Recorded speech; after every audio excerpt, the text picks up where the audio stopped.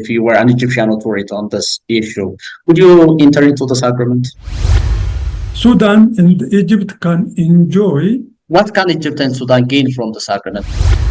They don't afford to be outside a platform. Why do you think Sudan abstained from joining this Nile River Cooperative Framework Agreement? It's totally split into two, upstream and the downstream. What are the mechanisms that upstream countries can use to influence downstream countries? Upstream countries are generous, by the way.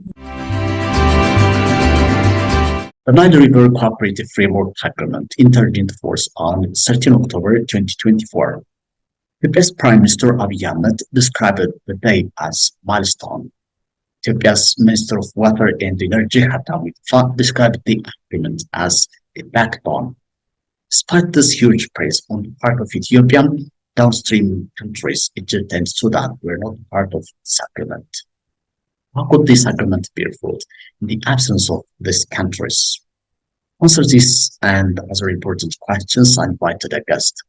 My guest is former negotiator of GARD and freelance water consultant, Ahmed Nagashnu. He joins me from the nation's capital, Addis Ababa, via Zoom. You're watching Messenger from Amigo English. I am Johannes Lijalo. Stay tuned. I'm really happy to have you here on this program, Ahmed. Thank you very much for inviting me. The Nile River Cooperative Framework Agreement. It was hailed as the backbone and the milestone by Ethiopian government officials. So what is this agreement all about? The Nile Basin Cooperative Framework is, a framework agreement that will guide the future water resources utilization, development, protection, control, and sustainable management of the river in the future, with providing each country the right to have an equitable and reasonable access to the water, to the common water resources, as well as with an obligation not to cause significant harm on any other river basin countries. So it will be an agreement, a legal agreement that will guide again, the establishment of the Nile River Basin Commission that will manage the water resources of the basin in the future. Which countries are the signatories of this agreement? The negotiation for this agreement actually started in 1997, and this negotiation went on for 13 years and was opened for signature on the 14th of May 2010. On that day, Ethiopia, Tanzania, Rwanda, and Uganda signed the agreement. On the third day, Kenya joined the party by putting its signature, and nearly before its closure, it was opened for a year before its closure, Burundi joined again. So 6 countries were signatories of this agreement. So when we talk about the Nile Basin countries, of course, there are important downstream countries, Egypt and Sudan. These countries were not the part of this agreement. Why? The agreement was negotiated among nine Nile Basin countries. Eritrea, who was an independent nation at that time, preferred to be an observer, so they were not part of the negotiation. South Sudan was not born at that time. It was not an independent country when the negotiation was going on. It was rather negotiated. South Sudan negotiated as part of the Sudan proper. So we have 9 countries. The 3 countries which I didn't name are Egypt, Sudan, and the Congo Democratic Republic. All the 9 basin countries negotiated the CFA, or the Nile Basin Cooperative Framework Agreement, up to the last minute. So on last minute, when it was open for signature, the 2 countries, particularly Egypt and Sudan, they rejected the agreement. Congo Democratic Republic, they accepted the agreement. They were actually instrumental for really speeding up the signing of the agreement, but they refused to sign, or just saying that they sign only when Egypt and Sudan, put their signature. So the 3 countries didn't sign, but they were part of the negotiation up to last minute. Downstream countries, particularly Egypt, we know it's highly reliant on the Nile River. So why not this country become a part of this agreement? Because I think it is highly relevant for a downstream country like Egypt to be in any agreement that concerns Nile. Definitely, I agree with you that this agreement is more important for Egypt and Sudan than upstream countries who have no priority of access to the source of the water. Actually, the main problem is that Egypt and Sudan wanted this agreement to respect the colonial era agreements. The colonial era agreements apportioned the Nile water among the two countries, leaving nothing for upstream countries. So, if this agreement is supposed to, respect the colonial era agreements, so why do you negotiate? Why do you waste your time, on unnecessary negotiation? And the other issue is, they consider, actually, the downstream countries consider this agreement an agreement of only water utilization. They didn't look at the protection part, the conservation part, and the possibility of increasing the flow of the river. So they consider the agreement as a zero-sum game, where when upstream countries not using, it will be deducted from the water they are currently using, which is actually wrong. So for those reasons, they didn't join the pact so far. Explain to us a little bit about this colonial era agreement and what will happen or what will be the impact of it if these countries, upstream countries, adopt that agreement? What will be its implication for viewers who may not have heard anything about this agreement before? When I refer to the colonial era agreement, it is actually an agreement. The first agreement was the 1929 agreement signed between Great Britain on behalf of upstream countries that were their colony at that time, that is on behalf of the Sudan, Uganda, Kenya, and the Tanganyika, now the name is Tanzania, with Egypt. So the agreement was between Great Britain and Egypt. Great Britain representing, her colonies in Eastern Africa. According to this agreement, at that time, the possibility, actually this agreement is not a water agreement per se, it is a political agreement. What will be the implication of that agreement if upstream countries, including Ethiopia, accept that agreement as a guiding principle or being guided by that agreement? Actually, Ethiopia rejected the agreement even before it is signed, while the countries are negotiating. Then after the signing, Ethiopia also again rejected this agreement and notified all, the right bodies that should be notified. And the same agreement was again rejected. Both agreements were rejected by upstream countries, which were, the colonies of Great Britain after their independence, particularly Tanzania. Julius Nyerere, he, released what is called as a Nyerere Doctrine. Then this is again taken up by Kenya and Uganda, so it is totally rejected. It doesn't have any implication, and it is not binding whatsoever on upstream countries. The international community recognizes or knows the only agreement in the Nile is the 1959 agreement.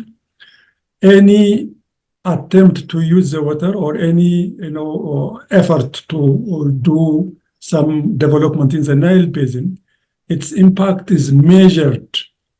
This agreement is considered as a benchmark for measuring any impact on downstream countries. So this agreement allocated the whole water to the downstream countries. That means any use by upstream countries will have impact on the two downstream countries, because the reference for the international community is this agreement. The 1959 agreement, Egypt would get 55.5 billion cubic meters of water annually. If any upstream country undertake a project that reduces this share of Egypt's water, so Egypt can act on that and prevent that country from undertaking that project according to the 1959 agreement. Is that right? Yeah, that's correct. As I mentioned, the whole water was apportioned between the two countries. The estimated flow of the Nile was 84 billion 18.5 to Sudan, 55.5 to Egypt, 10 for evaporation, 0 for the 9 upstream countries. So any attempt by upstream countries, when they use any water, they say it will have significant impact on them. So this agreement is a very big challenge in the basin. Even if it is rejected, the international community so far knows the existence of this agreement. This literally does leave us upstream countries with literally no liters of water. So they can't undertake development projects, irrigation projects, hydroelectric power dams, as long as it impacted the share of Egypt and Sudan. The upstream countries literally will not have any chance of using the water. Is that right? Yeah. I mean, if the upstream countries recognized or accepted these countries, they wouldn't have actually done any development. But fortunately, all upstream countries rejected this agreement. That is why actually they are undertaking development in parallel while with the negotiation for the new framework. So is it really logical, rational from the perspective of Egypt and Sudan to say the rest of upstream countries to say we take 55.5 billion for Cairo, we take 18.5 for Khartoum, so literally you have nothing to use? Yeah, first and foremost, this agreement by Egypt and Sudan then concluded in 1959. The basis is the colonial era agreement. It was, the basis of this agreement is the colonial era agreement. So it is not free from colonial domination. So talking about this agreement in an era where there is no colonialism, even when colonialists themselves are ashamed of what they have done on their colonies, it is really unacceptable and illogical as well as immoral to cling to this agreement. The second issue is that the water of the Nile, the water of any transboundary water is a common property of the whole countries in a basin. So allocating water to themselves alone is not acceptable and is not sustainable, and will not help them even in the future, because all countries need water. There are populations are increasing, there is climate change, economy is increasing. Upstream countries also need water. They should understand that as far as they need water, upstream countries also need water. Water is important for survival, for development, for livelihood, for dignity, for everything. So as long as there is a need, one country cannot appropriate all waters, and this is not sustainable actually. That's why I think Ethiopia's Minister of Water and Energy, Engineer Habtamu Itafa, described that this agreement, the Nile River Cooperative Framework Agreement, will rewrite and will correct the injustices that has been dominant in the Nile Basin. How? The core principles of the Nile Basin Cooperative Framework Agreement, the substantive issues in this agreement are the equitable and the reasonable utilization of the Nile waters. So all countries in the basin, according to this agreement, will have sovereign rights to utilize the water resources in their territory in an equitable and reasonable manner. And the other actually substantive provision in this agreement is the obligation on all countries not to cause significant harm on any other users. So as long as upstream countries make sure that their utilization is equitable and reasonable, it will not cause significant harm on downstream countries. That is why this agreement is considered as an agreement that can ensure justice and then removes the injustice that has been in the basin for so many years. Let's talk about Sudan. According to the 1959 agreement, for example, Sudan will take like 18.5 billion cubic meters of water from the Nile.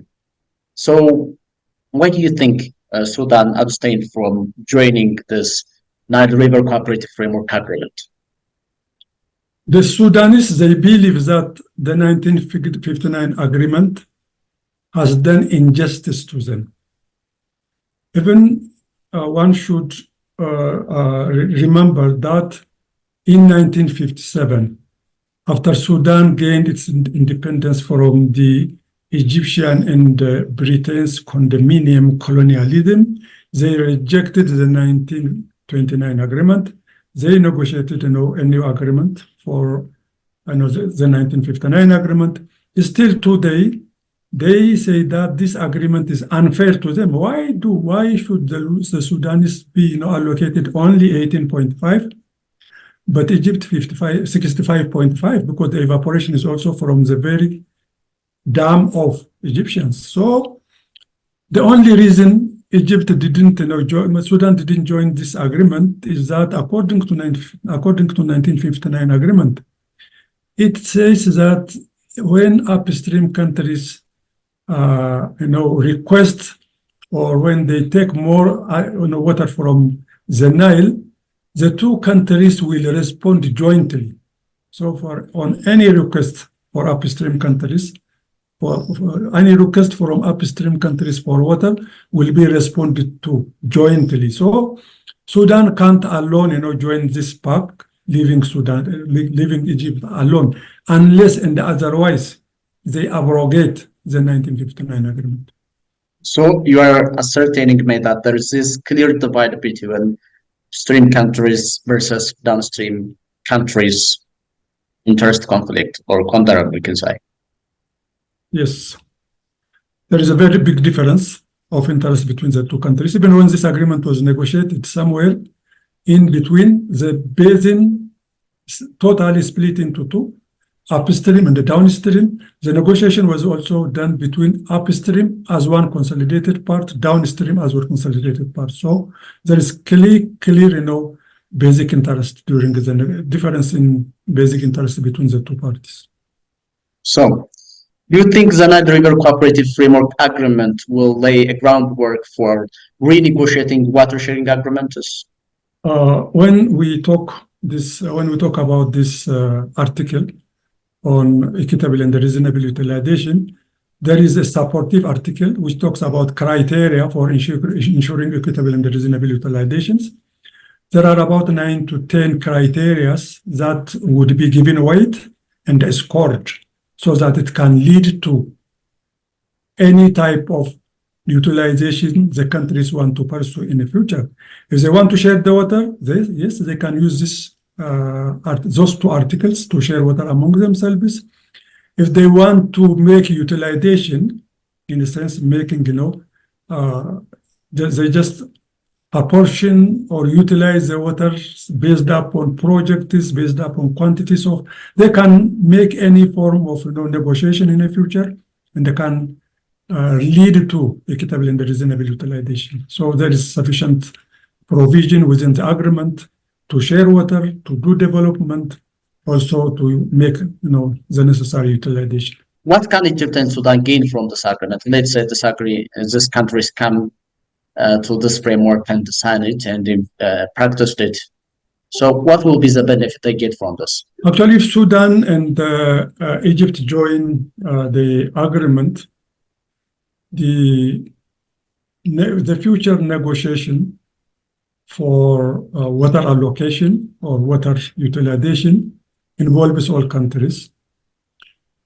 And we shouldn't also look at the water utilization part alone, because the agreement has got provision for protection of the river basin, control of utilization, and also sustainable management, so that there are a lot of possibilities within this agreement that can enhance or increase the flow of water in a basin. There are also provisions for exchanging information on planned measures.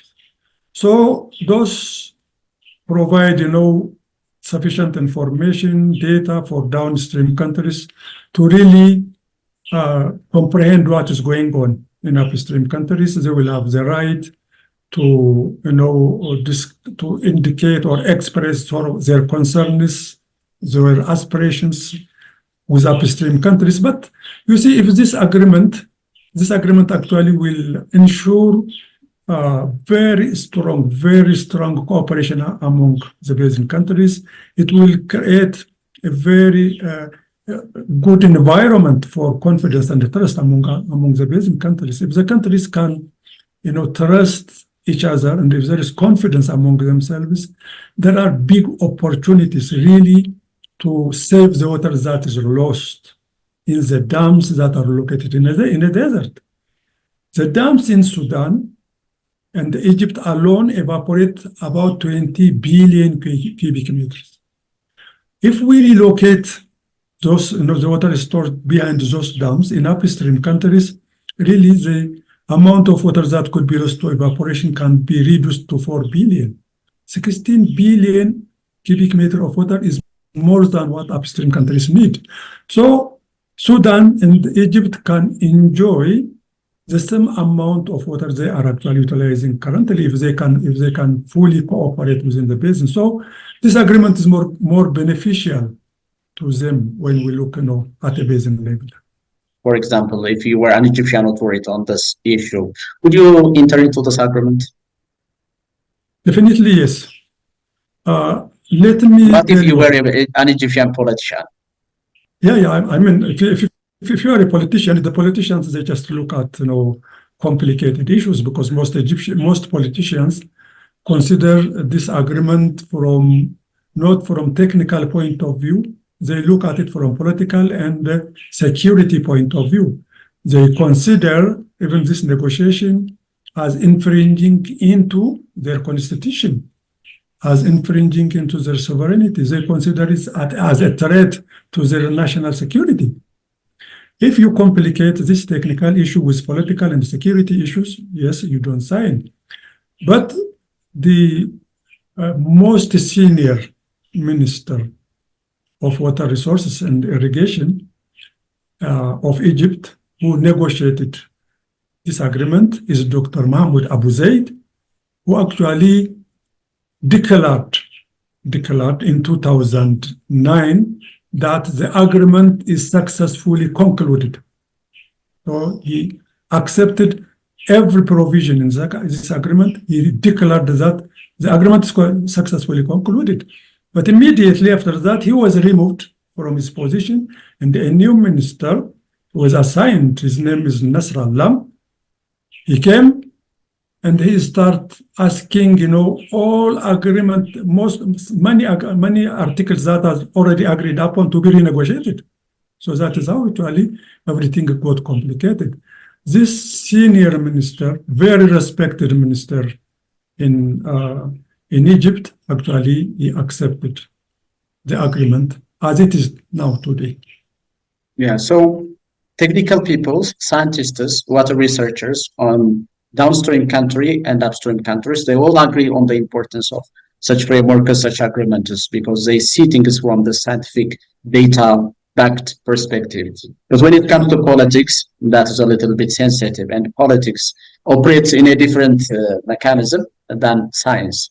So in what ways can the Nile Basin countries get away from this political problems, political complications? You see, the countries, after starting a negotiation in 1997, they established the Nile Basin Initiative, which is purely a technical initiative to build the trust and confidence among themselves, and to harmonize the capacity among the countries, because there was very big discrepancy in the capacity of the countries. So also to prepare some projects and programs that will be implemented by countries to see the benefits of, or tangible benefits of cooperation on the ground. So those processes were actually helping the countries to know each other, to be close to each other, to understand each other. But when we come to the negotiation, even if it is carried out by the ministers of water, the decision-making process in countries vary. Like if we take Ethiopia, Water is a technical issue. All decision related, regarding transboundary water is taken by the Ministry of Water, the minister in charge of water. In most upstream countries, even in Sudan, the issue of water is a technical, and it is maintained. The relation between the countries is maintained at a level of ministers of water, ministers in charge of water. But when it comes to Egypt, the highest decision-making body is what is known as the NILE Council. The NILE Council is actually chaired by the vice president, and within that we have security, people of security, we have people from Ministry of Foreign Affairs. So a decision is made somewhere outside the Ministry of Water Resources and Irrigation. So it is more of suspended between the politics and security, very far. So it is quite difficult, to bridge the gap between the countries. So any decision made by the ministers can immediately be overturned by the politicians. That was actually one of the big challenges during the negotiation. That is why actually now they are moving away from cooperation, from negotiation, everything. Yeah, so we can say that this divide between downstream and upstream is more of science versus politics. Yeah, we can say Egypt and other basin countries, because in Sudan I know in Sudan it is technical. The Minister of Water is in charge of negotiation and making agreement, everything. Yeah. So what are the mechanisms that upstream countries can use to influence downstream countries so that Egypt acknowledges the interest and the aspiration of upstream countries? What are the leverages? And how can this Nile River Cooperation Framework Agreement help in this effort? Upstream countries so far are, trying to bring Sudan and Egypt on board, even during the negotiation, to make the agreement a consensual document. They really traveled long distance to bring those countries on board. Before signing this agreement, the only remaining the issue that was not resolved was an issue related to water security, particularly as related to Article 14B, which talks about water security. This agreement, the upstream countries and the downstream countries didn't agree on that, because the downstream countries wanted upstream countries to ensure or to recognize the current water use and the right of Egypt, which is actually the colonial era agreement. So even to keep them on board, this sub-article was removed from the agreement and annexed for future negotiation. So after making all those attempts, they didn't sign the agreement, but still, upstream countries should try to bring, Egypt and Sudan on board for the sake of peace and security, for the sake of sustainable development, for the sake of fairness, and for the sake of ensuring equitable and reasonable utilization. The mechanisms they may use is that still they can provide information, they can do everything in a transparent way, but still upstream countries should make big decisions now. Immediately they should start making big decisions. And those big decisions can really encourage decisions. When I talk about decision on development, decision on utilization, decision on management. When they start making those decisions, then they will encourage Sudan and Egypt to join the pact, because they don't afford to be outside a platform where major decisions on the Nile are made. So they should really encourage them to join them in such a way.